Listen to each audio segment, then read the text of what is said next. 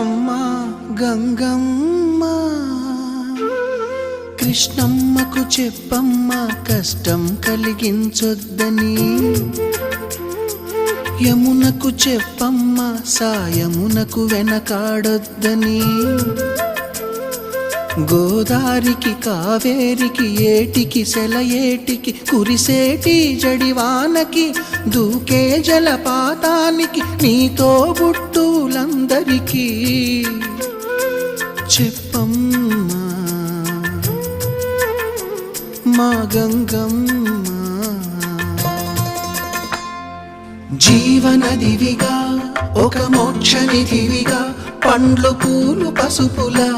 పారాణి రాణిగా